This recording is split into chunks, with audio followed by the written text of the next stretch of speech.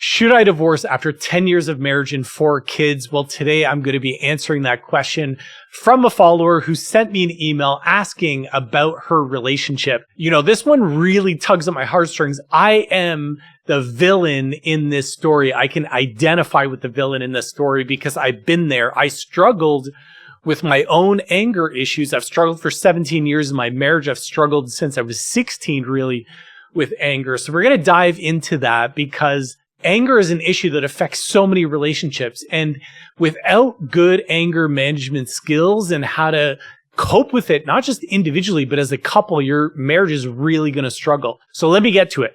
She said, "Hey, Jonathan, hoping to get some clarity here. I'm 36, married for a decade with 4 kids. I want to be fair. Our life isn't always terrible. There are generally good times that make me feel like we're in a loving family, but those moments are getting rarer and rarer. My marriage is dominated by my spouse's volatility. I feel like I'm constantly walking on eggshells to avoid setting them off. When they're angry, their cursing becomes relentless. I've been called a mother effer and worse, often in front of the children. I'm losing myself. The constant anxiety is crushing. Should I stay in this relationship?" Well, this is a really hard one because a marriage of 10 years, 4 children, there's a lot on the line here. We don't want to just throw something away because of someone's anger. Now, that said, because I've been in this exact same situation myself, I almost risked losing my wife because of my anger. I had a big, giant blow-up fight with my brother. I fired him. He was working with me. It was the first year that my wife and I were married.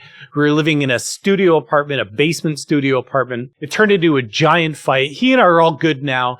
But this is going back 17 years. And that was a turning point in my relationship because my wife and I, we went for a walk, the two of us one night. And I confessed to her that I needed to do something about my anger issues. I knew from the bottom of my heart that as long as I held on to this anger, I was going to lose the very thing that was important to me, which was my wife and my marriage. On the flip side, I remember my wife years later telling me that, "Jonathan, had you not come to me that night, a couple days after that fight, and said that you wanted to do something about your anger," she said she was going to leave. And that obviously just would have been terrible. None of us want to break up. And at that point, we'd bought a house. So there was a little bit on the line, not 10 years married and 4 kids, but there was still a lot on the line. So what do? Well, first, you guys need to find a way to sit down without judgment and just talk about it. Say, "Look, I am not trying to say that I'm leaving you today.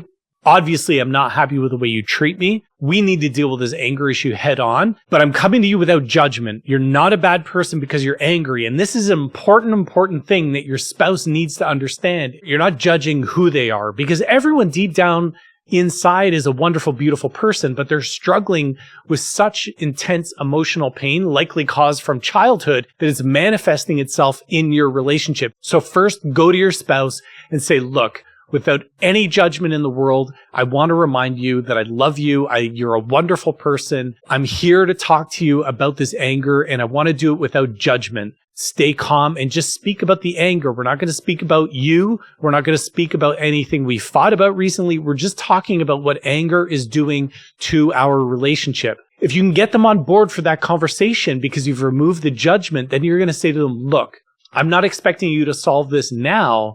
And I'm not actually saying that it's your problem. I actually want to see this anger issue as something that you and I are fighting against together. I want you to recruit me. You don't have to be alone in this.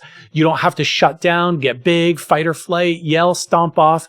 We will handle this together. This has got to be an us problem, not just the you problem. Of course, how you speak to me, of course, the behavior, the way you treat me in front of our kids, that's on you. And I really want you to get support for that. But I want you to know that I see anger as something in our relationship that we need to battle against. It's the elephant in the room that we need to kick out of our marital bed figuratively. Because right now it is taking up so much oxygen in the space that is destroying our relationship. It's ruining our children's childhood. It's ruining their view and their image of what a marriage should look like and what it should be like. Not to speak of the message that I receive every single time you swear at me, every single time you get big, angry, yell, all of that business. And I don't want you to feel like you have to go through this alone. I'm here to support you. I'm here to fight with you and kick this anger out of our relationship. But we have to make a decision to do something. This is the most important part of this conversation you're going to have.